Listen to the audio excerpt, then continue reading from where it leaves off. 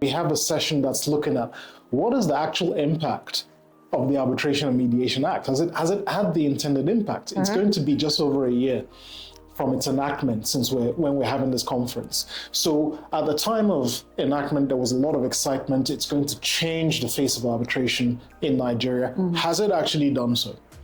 Likewise, we have a panel that is talking about guerrilla tactics. The famous guerrilla tactics, right? So at this panel, practitioners will be talking about all of those practices that we want to see eliminated from arbitration, from ADR, and how the elimination will help to put not just Nigeria, but the African continent on the map of the ADR community as a favorable and maybe not just favorable, very progressive continent when it comes to arbitration practices. I couldn't agree more, and I think this is going to be one of the most important sessions because practitioners are talking about the problems they've encountered, the issues they've seen in court proceedings that are intended to stall arbitration proceedings. But again, they will be sharing ideas, not just the panelists, but the audience as well will be sharing ideas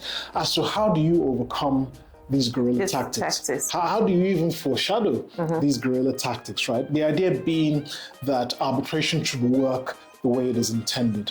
And then finally, we will have another session that is looking at arbitrator immunity. We're seeing so many cases these days where arbitrators are being joined as parties in court. In court, yeah.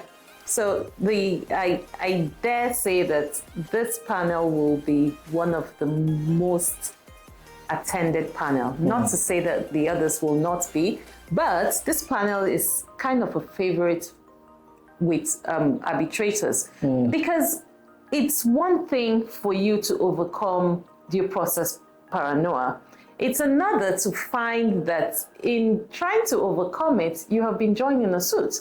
So how do you go about carrying out the duties that you have been engaged to carry out, and you're thinking about what happens to you in court? So from everything that he has said when it comes to audience interaction, this tells you that this will not be a conference for the panelists. It will actually be a conference for the conferees. Absolutely, and to really implement that, we are using actual interactive tools that will allow the panelists to engage directly with the audience and vice versa.